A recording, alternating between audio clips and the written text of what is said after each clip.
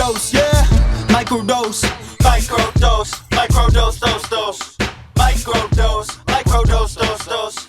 Microdose. Microdose, dose. What's good, y'all? Kush Hayes here. Yeah, guys, I know we were doing so well, and then I missed last week. I got a great excuse though. And if you watch the Waffle Box podcast with a friend of the family, Mike Fish, you know it's the Waffle Box. It's the original Waffle Box. You accept no substitute. Blah blah blah blah blah blah blah. We'll get into all that later. Accidentally, well, I was invited down to the Genentech laboratory by my old biology teacher, Dr. Cassionis, Dr. C for those in the know. And he was showing me this new atom smasher gimmick, and the old man goes off a little bit. So I snuck off from the group and went into a restricted area, access to smokable. And then next thing I know is blinding white light, and woke up a few hours later, invisible. It's a little awkward. Don't want to talk about it. I'd rather focus on our guest right now. She is a banker out of New York City. She is a return guest after 18 whole months. She holds the world record for adopting Burmese children during the Taylor Swift concert. DVD box set herself, Madeleine Kostner. Madeleine, what's good, yo? I mean, I did all that. I did that. Fascinating decision to adopt strictly Burmese. Like, there's a couple of Filipino kids in there, I understand, but they didn't count towards the record. But that's still very generous of you. I believe there was a whole 17 in the litter. Yeah, and they have their own bedroom. They each have a bedroom, or they're all in one bedroom? Just one. Ooh, Ooh, that smell. But yes, happy to be here. Thank you for having me. Happy Halloween, happy spooky movie season. It wouldn't be spooky movie season without DVD box set. And I haven't seen everything this year, and I'm sure the folks are tired of me saying this over and over again, but I think like we were really blessed with the collection of horror movies we got this year. Like, we started off strong with just Megan, and then Cocaine Bear is kind of in there, but then, there's other stuff that I'm really not remembering right now. And like, man, was there anything that just stood out to you this year so far? Like, I know there's 2 more months left in the year. Something better might be on New Year's Eve weekend, but Yeah, I've actually had a hard year when it comes to like loving stuff. I feel like I've had a harder time. So throughout the year, normally I'll put together a favorites so that I've got like my top 10 or 12 or however many I decide to put on at year end. And I only have 5 movies that I have added to my favorites of 2023 list. And one is unfair to be on there because I worked on it. But so let's start with the most popular. Talk to Me, a movie out of Australia. Did you see it? Yeah, I did. I missed that one, but I've been hearing great things about it. I understand there were a couple of Twitch streamers, or there's some YouTubers. There are guys who were like doing some really sophisticated short videos, and then Blumhouse, I believe, was just like, I don't know, here's $1 million. Do something cool with that. Yeah. And apparently they did. A24, actually. A24, A24 scooped them up, and they were able to make a movie, and it is so professionally made. Like, you wouldn't guess that it was their first time working with like a full feature budget, and the cast is incredible. The lead, who is Mia in the film, that actor is just truly phenomenal. It's just such a strong movie. Maybe the script gets a little muddled towards the end, but visually it's so stunning, and it's scary is the other thing. I was afraid while I was watching it, which is just delightful because I don't get scared over much anymore. Yeah. No, you've built up a callus, if you will. And so for something to honestly, actually I really move your have. needle. Yeah. For something to move your needle, that's impressive. Yeah, if I feel like a tension during a horror film now, I'm like, this must be good. Yeah. So let me think. The other movie that I really liked, which I watched twice already, was The Pope's Exorcist. So good. I'm so You saw it too? I'm disappointed I didn't see it in the theater. I saw it on Netflix like a couple weeks ago, and I was like, this movie is amazing. I know. I thought it was going to be really, really bad, And Yeah. it is, but in a way that's delightful. It's I don't even want to know even want to say it's like a so good it's so bad it's good type of gimmick. Like I Yeah. was genuinely entertained It's the kind of entire just time. good. Yeah. You know, Yeah. like Um, it's just really goofy. Like Russell Crowe doing his bad Italian accent and just like mm, lumbering around and man, so much like stretchy mouth demon bullshit, like bad CGI demon stuff. yes, But the pacing is good. The yes. soundtrack is fun. The cast is good. It's kind of solid. And like Mhm, I don't know. I love to go see exorcism movies okay, in theaters, because they're generally just like Christian propaganda films. sure. Um, yeah, like what was the one with oh God, Jeffrey Dilf Stanton, Jeffrey Dean Stanton. Was that his name? Uh, Was that the guy from The Walking Dead? yes, yes, he's the bad dude with Oh, Jeffrey Dean Morgan, the I think bad is it. Morgan, who's Yeah. Stanton.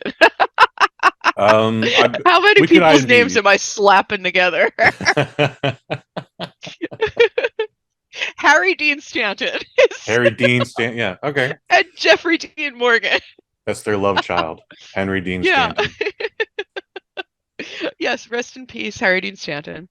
Um, but it was a Sam Raimi produced film with Jeff Morgan over there, Hmm. and I'm trying to remember what it was called, but it was like a really bad possession movie. This was a few years ago, Oh, and it blew my mind because it was like the whole point of the movie was that they there was an evil witch who wanted to come back, and mhm. she They was always do. evil and she had made a pact with the devil, and so she was trying to come back by doing healing miracles on people.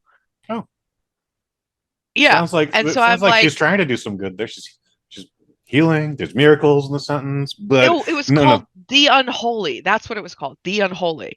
Okay, So yeah, this little girl sees the Virgin Mary, but it turns out the Virgin Mary is actually this like evil ghost who's made a pact with the devil, who was a witch, who is doing healing miracles to try to get people on her side, right? okay. Yeah, But I didn't understand what was evil about it. Like there was not yeah. there. The only thing that was evil was that she was using the power of the devil to like cure cancer. And I'm like, Oh, is this an anti like healthcare movie? Like, what is this? So they interesting. like defeat her at the end, and all of the people she cured go back to being sick. Oh, Yeah. I'm like, what a movie. Sorry if I just spoiled The Unholy I'm. for you. Uh, You made me want to see it, so sometimes a spoiler is okay. But Um, yeah, I really dig going to see stupid Possession and Exorcist and hmm, just Christian propaganda horror in theaters. And that was what I expected the Pope's Exorcist to be. Like yeah, another stupid, like God is good and the devil is evil, regardless of what that means. hmm, And it wasn't that.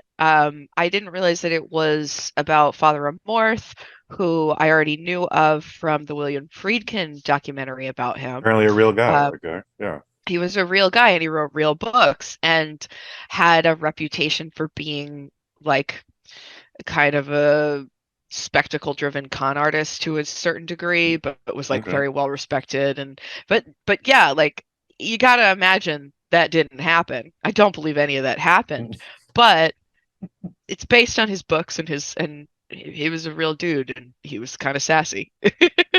I like that they take the approach of like he's not necessarily a priest, but he's more like a hard-boiled detective. So like Yeah. you're like, I demand you turn in your crucifix right now, Russell Crowe. And he's like, I only answer to the Pope. Okay, you want to get at me, you get to the Pope. That's my Yeah, you boss. go to my boss. I was hired by the Pope. You want to get to me, you go to my boss.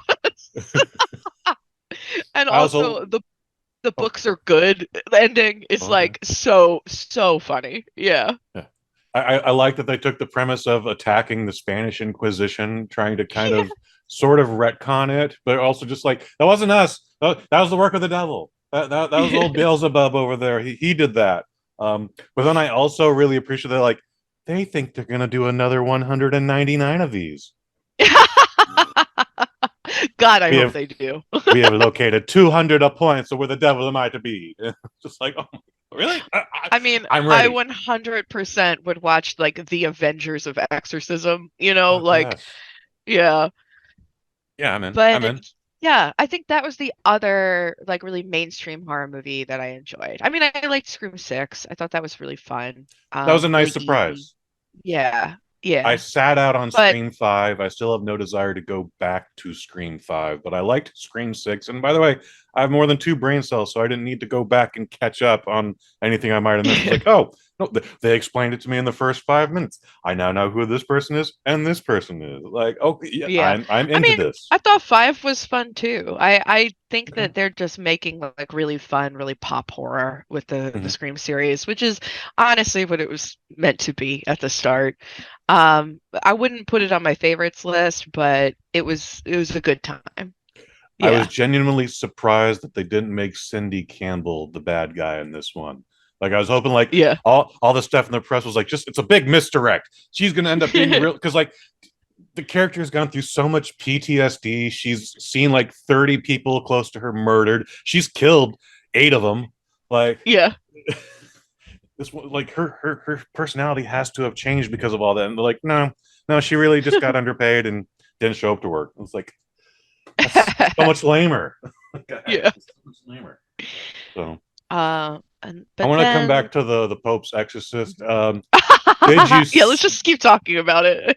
Well, I'm gonna work because we hit a couple points in it that I want to focus on. Did you see the new Exorcist? And I did not because I was just like, No. this looks like every bad ripoff of the Exorcist that already exists. I don't know what this is. Yeah, I I mean, know I the guy. already don't like David Gordon Green's horror films. I like his Okay. dramas, but I don't understand why they keep entrusting him with these beloved horror franchises because he has no rhythm. Like he just Hmm. doesn't seem to have any perspective. Um, like I don't get it. The only one I've seen is the Halloween movie he did. And The then I've first seen one. yeah. Okay. And then I've seen bits and pieces of the other two Halloween films, but I have no interest. So I have not seen The Exorcist, what is it? The Exorcist, The Believer. Okay. Um, Hmm. but I did go to Halloween Horror Nights at Universal Studios Oh. Orlando last Okay. week, Oh, Orlando. Okay. and they have an Exorcist house there that's based on the new movie. It is the only thing that made me at all interested in seeing it. Is Okay. walking through a haunted house based on it. That was like the Okay. only thing that made me at all interested. I had no curiosity whatsoever. I saw the trailer, and honestly, when the trailer started, I was like, "Oh, good, another of my stupid Christian propaganda films that I can go see." And then I realized it was The Exorcist. I'm like, "This must be a joke." Like, Hmm. are they kidding? Like, is it the girl walking into the church and just like screaming over and over again? I'm like, Ugh. whose idea was this? All right. But walking through the haunted house, I was like, I kind of want to see these two little girls get fucked up. Okay. Let me ask you about the haunted house itself. Like when you walked into the premises, did like you feel any like disorientation or anything like that? Let me like, expand on that. So I went to Universal Hollywood, Yeah. geez, maybe 4 years ago now, 5 years tops, and me and little sister Hayes went to the Walking Dead maze. It Mhm. wasn't Halloween Horror Nights. It was 4th of July, in fact. It was pretty awesome. Oh, But yeah. we went through the line. Everything's fine through the line. I'm drinking a beer, drinking a beer. We get all the way thing, and the usher there's like, you can't take the beer. And then I was like, okay, I slam it back. Nothing's really phased me. It's just a beer. It's a beer from the Simpsons land, actually. So, Yeah. having said all that, she's like, okay, now you can go in. And I was like, right on, thank you.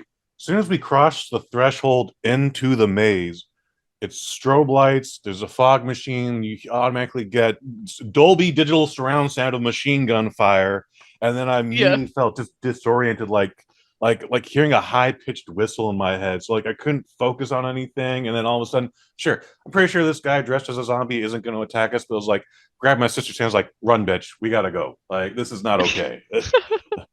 Yeah. So, did you feel anything similar to that, or? Not at all.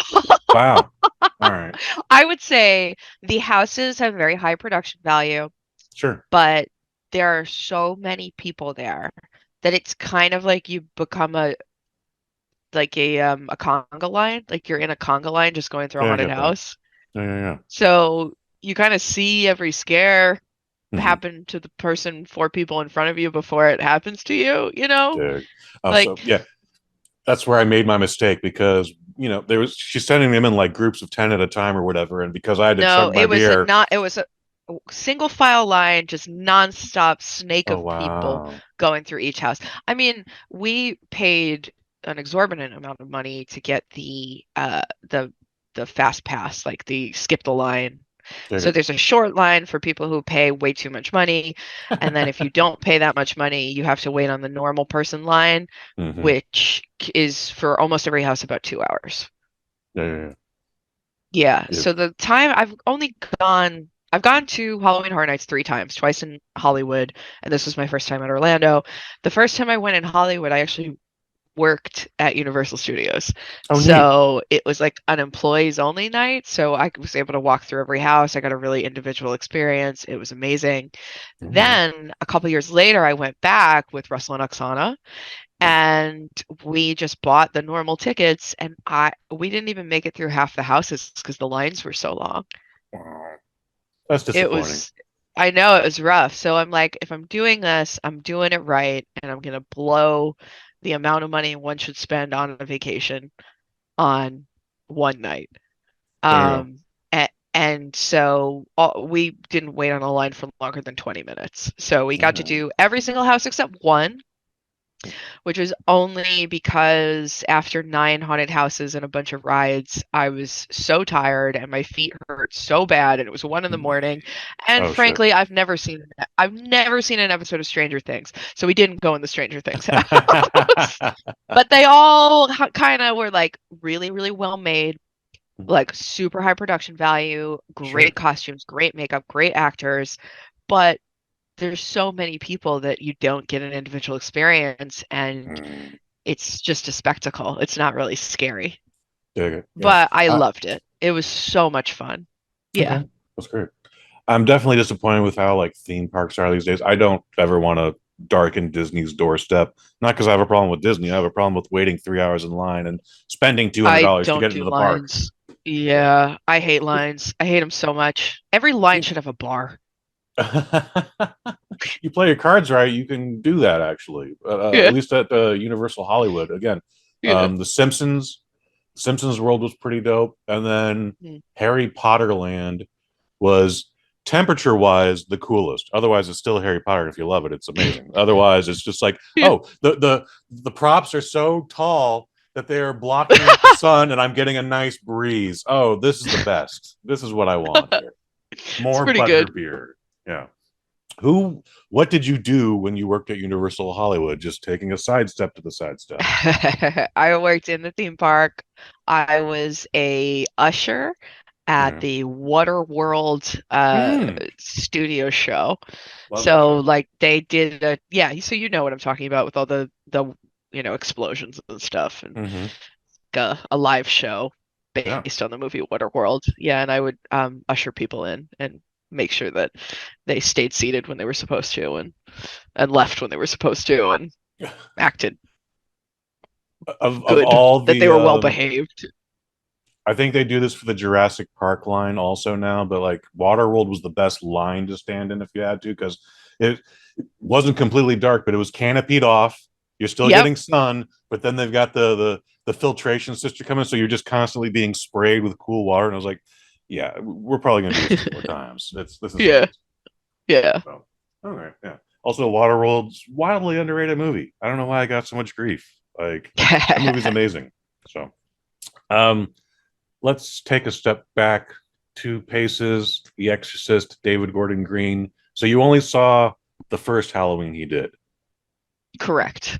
All right. So I remember you and I both talking like Halloween kills. Does anyone give a shit? And we both agreed, no, we don't. And we both Yeah. apparently we both sat that one out. But I went in for Yep. Halloween Ends as an obligation because I had to review it the next week. Um, Genuinely enjoyed it. all the way up until the last 10 minutes when it became a Halloween movie again. I was like, oh, now this is some bullshit. But like, it's actually like pretty amazing. There's like this Bonnie and Clyde thing happening, and the guy who was the main character like accidentally killed a kid one night when he was just supposed to be babysitting. Like he didn't mean to. That little bitch just went over the edge and splatted. But Yeah. then he became a pariah in the town. So like all these people are just fucking with him the entire time. And he's like, I just want to be an engineer. And then of course one person just goes too far, and now he ends up wrestling Michael Myers in a sewer and stealing it. And I was like, he just jacked a hobo. This is crazy. Like, and then in the final 10 minutes, it becomes a Halloween movie again. So I don't want to spoil it. If you have 100 minutes to spare, I would recommend seeing Halloween Ends. Yeah. I don't know. There's a lot of movies to watch. Like Halloween Resurrection. I haven't seen that one. I wouldn't recommend that one. Was that the one with Buster Is it? Rhymes? Yeah, I heard it has sort of a found footage element, like because they're doing a Yes. reality show, right? They're So ever since I they're realized actually ahead that, of their I kind of time. want to see it. They Yeah. were actually ahead of their time. They were streaming a live event. Like, we're going into Michael Myers' house. We got these webcams set up all over the place. But it's like, I gotta do you watch remember it. 25 years ago? Like, it's not like it's the goddamn little ball cam. Like that's what they're Mhm. using. You're just like, Yep. shut the no. Just there's no Wi-Fi at this time. Like everything's a digital signal or a dial-up signal. It's like, Yeah. and then Buster Rhymes Incredible. does kung fu. But all right, Yeah, it's that not good. sounds like the kind of experience that I'm down for. Yeah. Okay, so something else that I liked this year. All right. Did you see Cobweb? No, no. In fact, Okay. I only heard about that a week ago. Maybe someone else was Yeah. telling me about that. Yeah, Cobweb was really, really under the radar. Okay. Lionsgate kind of dumped it in theaters in July. It Hmm. is literally set on Halloween. The movie takes place on Halloween, but for some reason got dumped in theaters with no marketing in July. It stars, well, it stars a kid, but then his parents are played by Lizzie Kaplan, who is an absolute babe, I know and that name. Anthony Starr. Lizzie Kaplan was in Party Down, and she was in Cloverfield, and the I new know. Fatal Attraction show, which is pretty good, actually. Yeah, Okay. Okay. Okay. you Sure. would recognize her if you saw her. Um, and then Anthony Starr, who plays Homelander, plays the Yeah. kid's dad. Okay. And so when I sat down in the theater, I didn't know anything about it. I had to go to like the AMC Empire in Times Square, which is a 25 screen theater, I've been there. like in Times Square, New York. Yeah. Yeah. Um, because the AMC Empire plays all the weird shit that like Hmm. is our studio films that aren't being sent to the majority of theaters. So you got to go all the way up to like the top floor. So you're like, like 30 stories up, and it's a little tiny corner in the back, like back corner. You're in this tiny little theater. Like all the seats are beat up. It's just there's people just eating like full meals like in there, and I swear it has bed bugs. I'm like, I'm gonna get bed bugs in Mm, here. And the movie starts, and it's just this yes. little kid. And I have a real pet peeve about movies that are written for, made by, and made for adults that that star children, Oh, okay. What's up with that? because they're always annoying. They never like are like children. They're always some weird version of a child Okay. that is either like too childish or makes no sense. Mm, And so when the movie started, I'm like, fuck, mm. it's gonna be one of these. And You then and I did this, a conversation about 976 Evil back in the day. That was our first I string together, in remember. fact. And Yeah. I asked you like, why are all these bad guys and bullies in the late 80s and early 90s like 50s greasers? And he's like, because that's how old the writers were. So Yeah. I'm gonna take that little detail and like, because the writers of this film have no children. That is Yeah. But at first I'm annoyed, and then it got really, really weird. It okay. it got so weird that I was surprised that the movie existed, honestly. It Mhm. like I don't even want to tell you because so the basic premise is it's a little kid. Mhm. His parents are really, really overprotective. They live in a weird old house. It's very obvious this movie was shot in Eastern Europe, but is set in America. It looks like Eastern Europe, so it's all gray and like greenish and like gloomy. And he starts hearing a voice in his room talking to him and is claiming to be um another kid who's trapped in the Okay. house. And so he starts taking instructions from this voice. Mhm. And this movie just goes places. And it goes places hard and it goes early. Like Oh. midway through the movie, it has a very, very intense switch uh, that gets thrown. And I was shocked. Like really, really shocked. I'm like, I can't believe this is happening. I can't believe this is a movie that got made. Wow. Okay. And I like completely 180'd on it. I went from like this is so stupid to this is incredible. Yeah. Okay. There's some things that just come off incredibly weird. They're like, no, I don't necessarily know where this is going, but I kind of like that. And yeah, unfortunately, I got nothing like that this year. In fact, maybe Yeah. the most disappointing horror movie, if we can even call it a horror movie, was oh, geez, God damn you, the oh wow, a Haunting in Venice Oh, I had didn't see all it. had all the potentials of being a very cool horror film. It's Agatha Christie, Kenneth Branagh. There's Mhm. there's some spooky elements to it, but otherwise it's just like, oh, this is somehow disappointing. And it's like got a great Yeah. cast, and it's yeah, I don't know.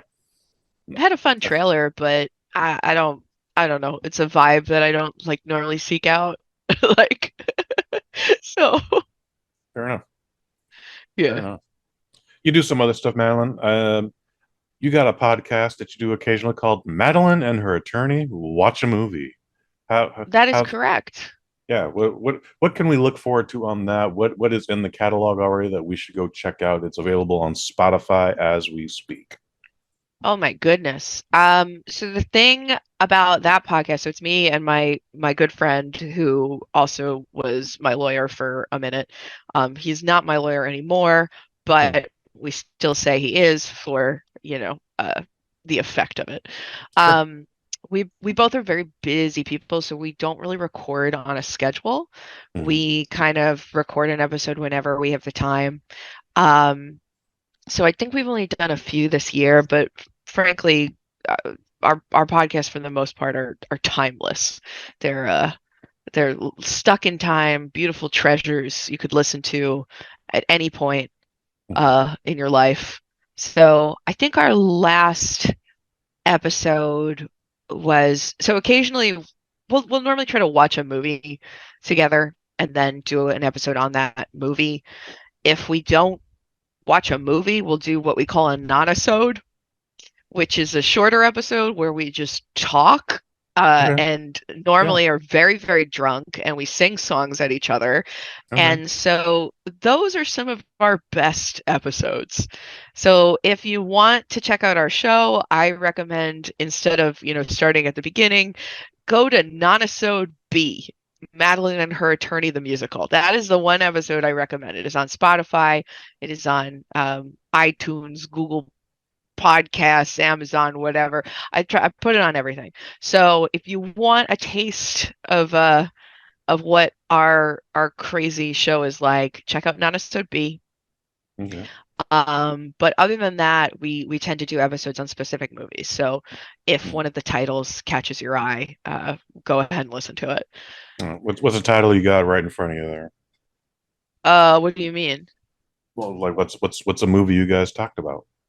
Any movie? I think the last one we did was Cloverfield because Okay. we went and watched a 35 millimeter print of Cloverfield at the Alamo Drafthouse that I hosted, which is so much fun because Cloverfield was a movie shot on consumer video cameras pre like a 1080 HD being available on consumer Mhm. video cameras. So it's like an SD video blown up to Sure. 35 millimeter film, because at the time that was film distribution. Like Yeah. digital had not become prevalent enough that it was in all the theaters. So Cloverfield had to be photographed onto 35 millimeter film, and those prints still exist. Like, So it's such a delight. Yeah.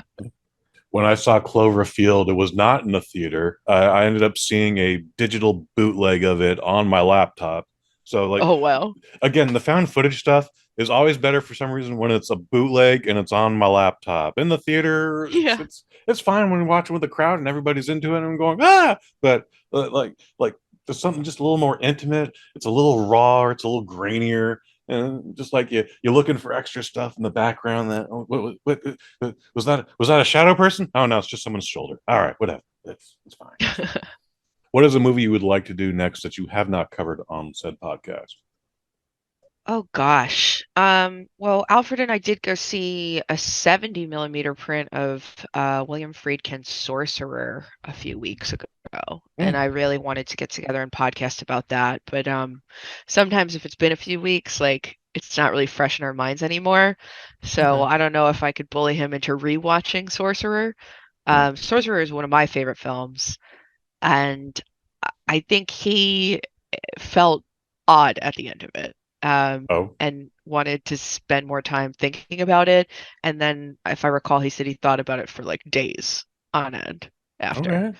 So, yeah, have That you sounds seen promising. Sorcerer? Never even heard of it before this moment. It is based on, I believe the book is called The Wages of Fear, Mm. and there is another film adaptation of it from, I believe, the 50s. But this is Friedkin's adaptation from the late 70s. It was kind of a lost film for a while. It came out, God, I think it was like the same time as Jaws or something, so it just got completely buried. It is a movie about um, four criminals from different places who wind up uh, fleeing their homes and hiding out in this like Central America jungle town, like super impoverished, cut off from the rest of the world. It's a place that you go when you don't want to be found. Mm. But once you get there, um, you don't have ID and your money is worthless, and everybody just winds up working for American capitalists who are coming and trying to like mine and drill oil in the area. And there is an explosion at a oil drilling site that creates a fire that won't go out. And the only way to get that fire out is to blow it up.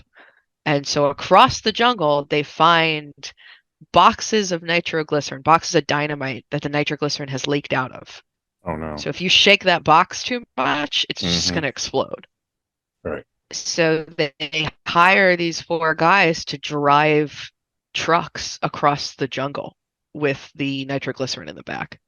Okay. And it is maybe I mean, it's a action film, or even a thriller, but Mhm. it's not a horror film, but it is so, so scary. It is the only movie that I ever like screamed during. Like I was watching it and I was so scared I screamed, and nothing happened when I screamed. Like you would think you scream because something's going to happen. I was just so sure something was going to happen, and then nothing happened at all. I just was so tense I couldn't help it. Yeah, Based on the title alone, I but was it's a very expecting political like, film. oh, okay, yeah. Based on the title, I was Yeah, expecting swords and sorcery. Again, it's called Sorcerer. Like, I'm I expecting know. dragons and Yeah, medieval shit. Like, but all right, no, this sounds yep. dope. That other stuff is dope too. Oh, Don't get it's me wrong. so Don't get me good. wrong. But well, when did this come out? I'm guessing. Yeah. I want to say. I'm going to guess 1982. No, no, late 70s. Okay, well, that makes even more sense Let's then. see, 77. Yeah, Wow, 1 year before 77. I was born, and then it just got Yeah. When, because disappeared in it the released shuffle. it, what what major movie released in 77? Because it released against something that just like drowned it. And also uh Jaws. the I don't think it was Jaws, because Jaws is 75, right? Well, so Star Wars is 77, so you're right. Oh, it's Star Wars. Okay. It's got to be Okay. Star Wars then, right? Probably, most likely, Yeah, yeah. if you're gonna come out like at the same time as another movie, you don't want it to be Star Wars. Yeah, but Yeah, who knew it? That like it was same released thing. on Like, at the same time as Star Wars, and Star Wars just drowned it. But um, yeah, Paramount was the studio, and they hated it, so they also like didn't want to really support the movie. They put it out, but yeah, it was just like a really troubled release, and then the film never got released on like DVD or anything. It was only very recently that it kind of I got believe that. rediscovered and remastered and put out on Blu-ray. And that initial Blu-ray like isn't even that fantastic, but like it is a way to see this incredible movie. Um, and there was a 70 millimeter print of it that I was able to see at the Paris Theater in uptown New York City. And it was just a truly incredible experience. Hmm. I've noticed that Yeah. with the advent of streaming apps and things like Tubi and Mhm. Freevee and all that else, there's like so much content, so many films, so many movies. I don't even know if it's really safe to say all that, but they're the indiest of the independent productions, and you're Yeah. like, who is financing all of this stuff? And also, some of it is making it to physical media, and so when like something like Sorcerer just gets lost for decades, you're like, Mhm. what happened? How did how did Bikini Yeah. Car Wash 2 make it on VHS, but Sorcerer never did? Like, that was, I don't know Yeah, why I that mean, popped in my head, but it did. probably a mix of like egos and reputation, you know? Hmm. So like if Paramount didn't like this movie, that there's some ego in that of them trying to find ways to like not get it seen. And then, it gets a bad reputation, and Star Wars was such Better than Star Wars, a huge cultural event for sure. that, you know, things get forgotten. And I'm sure there were people who were fans of it like throughout the years, but it was only really rediscovered in the last decade.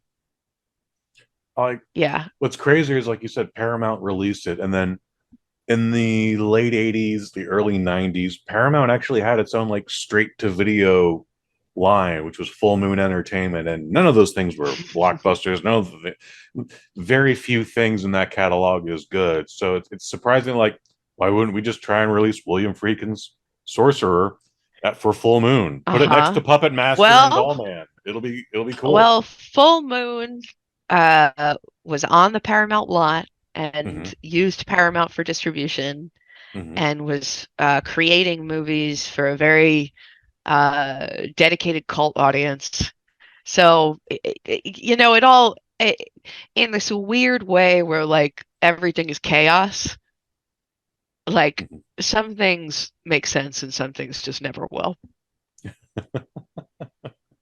Yeah. Fair And enough. so my Laserdisc Connect collection of Full Moon movies, that makes sense to Ooh, me. you actually have a Laserdisc collection of Full Moon? Oh my goodness. I I do. Yeah. I got I like was Subspecies and ooh, Arena, Rena's and dope. I think I have Dr. Alien. I know I have Dr. I don't know Alien that on one. DVD. Oh, I it's don't know that. bad. It's so bad. It's like a stupid like sci-fi sex comedy. That's also par for Full Moon.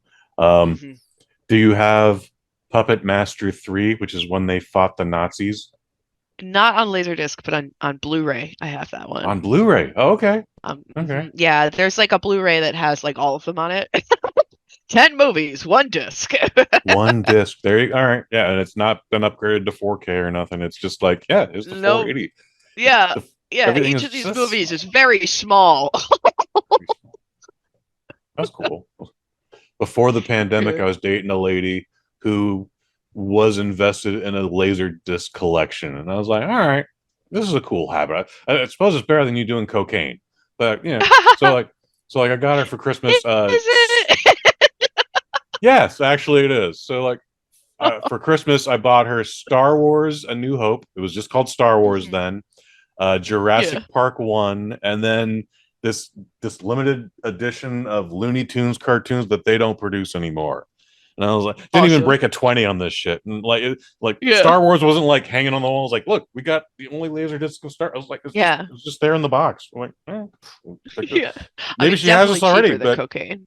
who wouldn't like who wouldn't like two laser discs of Star Wars? But yeah. Yeah.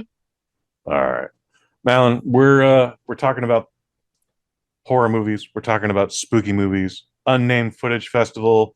You guys just had episode 666 back in March. I had to work that weekend, so this is the first UFF I've missed. I was pretty disappointed. What You were what missed. was oh, thank you. I appreciate hearing that. What was the showstopper? What was the highlight? What was the one that everyone was talking about? For me, last year at UF5, it was Putrid Fiction. I'm still telling people about Yeah. Putrid Fiction to this day.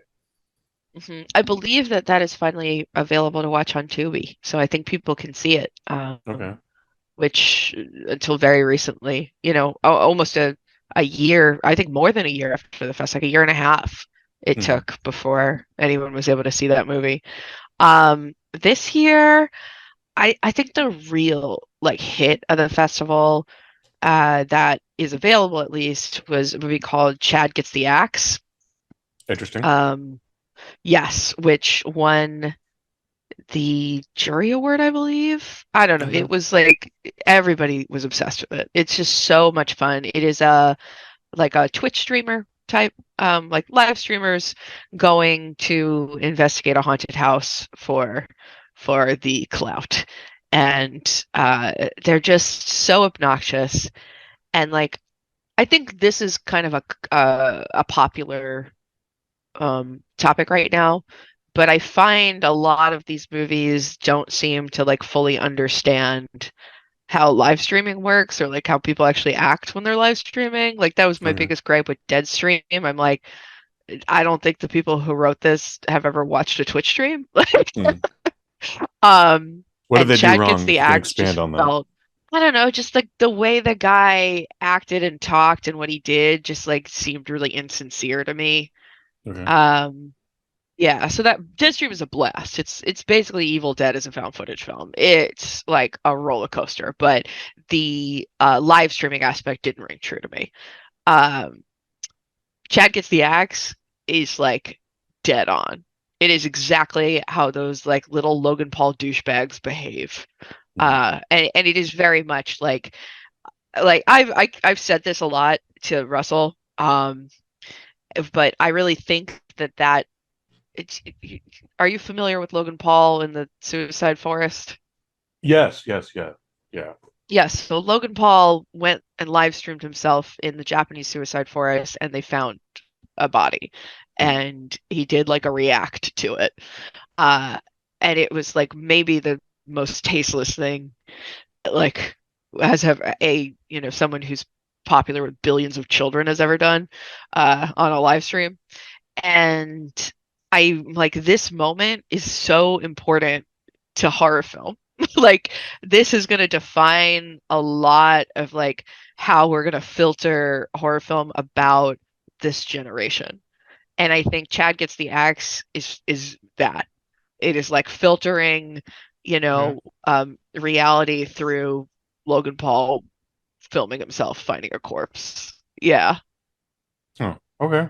Is it available Yeah. streaming anywhere? Is it going to be on physical media It soon? is. Yes, I believe it is out on VOD. I don't think it Okay. is free anywhere, but it is easy to rent. I'm not sure if there's a Blu-ray. If there is one, I should buy it. Because I loved this movie. I watched this movie twice in one day. Wow. Okay. Yeah.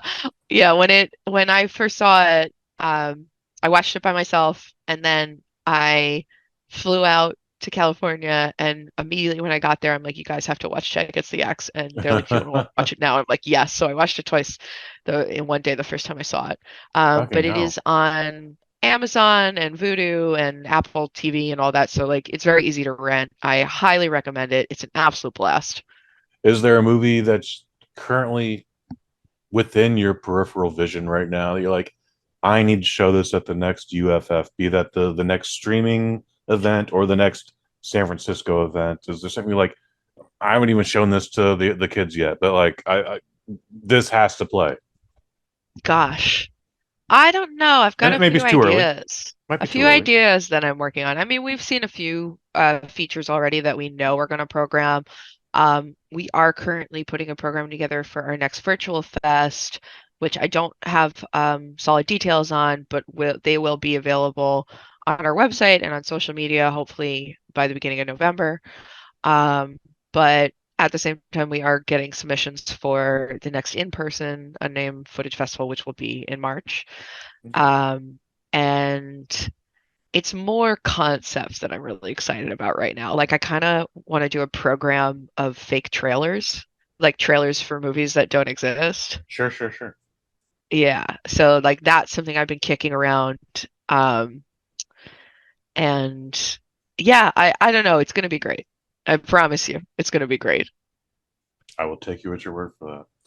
Madeline, we could do this for another 3 hours, but we're recording late tonight. I know you got to get up and do banker lady stuff and early in the I morning. do. Sadly, I do. That's okay. That's okay. The site formerly known as Twitter, Blue Sky, Letterboxd. Folks can find Madeleine Kostner at DVD Box Set.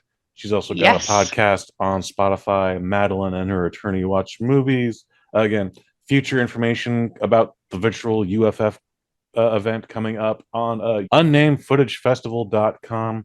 Is there anything else I'm missing? Correct. The only other thing that I want to tell people about is the Astoria Horror Club.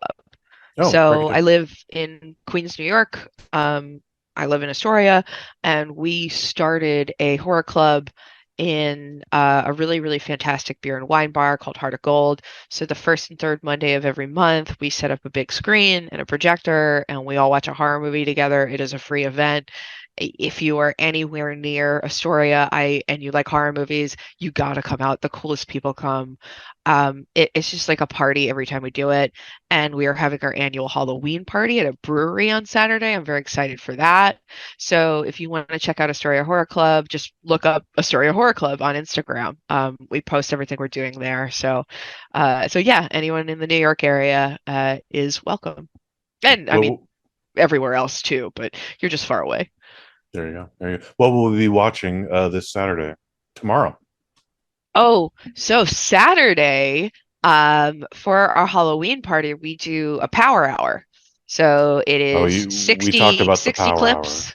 hour. Yes, because I started doing the power hour for the Unnamed Footage Festival as well. So we do a found footage horror power hour for Unnamed Footage, and then we do a general power hour of just horror movie clips. We do not encourage people to drink liquor. The way I like to do it is at the end of every clip, you do a cheers and you take one sip of your beer.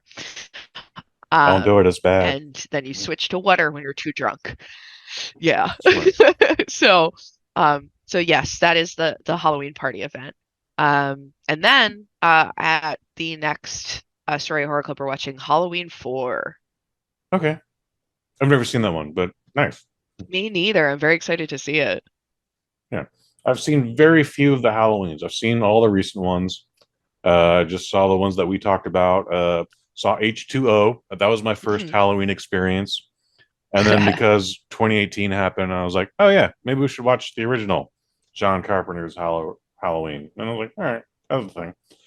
But there you go. Folks, I do some stuff around here. We mentioned earlier in the podcast, it's the Waffle Box with friend of the family, Mike Fish. It's the original Waffle Box. You accept no substitutes because it is the best part of Wednesdays. It's the People's Podcast coming to you all the way from the future home of Super Bowl 60. We do this because we love you. You love us because we do this.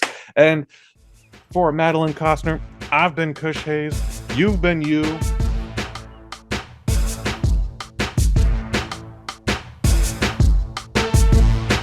Microdose, microdose, microdose, microdose, microdose, microdose, microdose, yeah, microdose.